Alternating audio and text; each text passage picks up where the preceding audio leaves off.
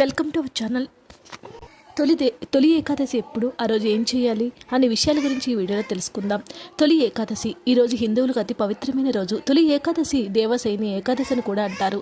ఈ ఏడాది తొలి ఏకాదశి ఎప్పుడు వచ్చింది, ఆ రోజు ఏం చేయాలి, ఏం చేయకూడదు, ఈ రోజు పాటించాల్సిన నియమాలు ఏంటి, పురాణాలు ఏం చెప్తున్నాయో తెలుసుకుందాము.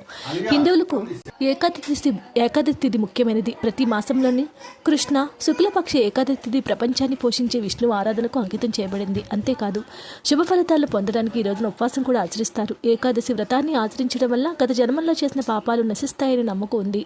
ఆషాఢ మాసంలో దేవశైని ఏకాదశి లేదా తొలి ఏకాదశి రోజున ఉపవాసం లేదా చాలా విశిష్టమైనదిగా పరిగణిస్తారు. ఈ ఏకాదశి రోజున దేవశైని ఏకాదశి, పద్మనాభ ఏకాదశి, హరిశైని ఏకాదశి అని అంటారు.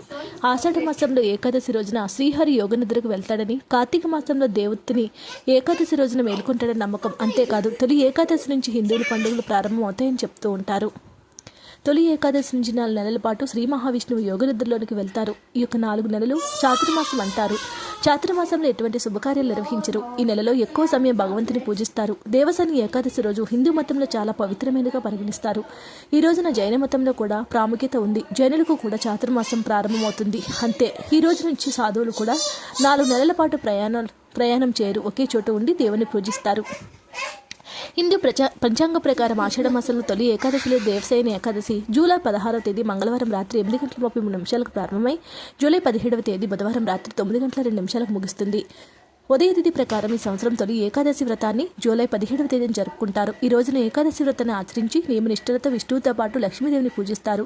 ఇలా చేయడం వల్ల శ్రీహరి అనుగ్రహంతో జీవితంలో సుఖ సంతోషాలు వెలవరిస్తాయి. తొలి ఏకాదశి రోజు తెల్లవారుజామున తలస్నానం చేసి పసుపు రంగు దుస్తులను ధరించాలి.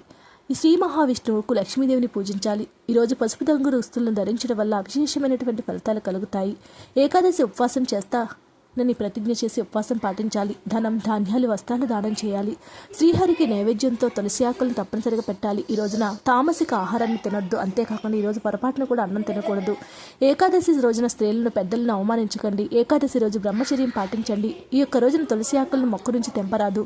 ఉపవాసం ఉన్న వ్యక్తి ఇతరుల పట్ల చెడు ఆలోచనలు చేయకూడదు. దేవశని ఏకాదశిలో అన్నంతో చేసిన ఆహారం తినకూడదు. స్త్రీలు తలస్నానం చేయకూడదు.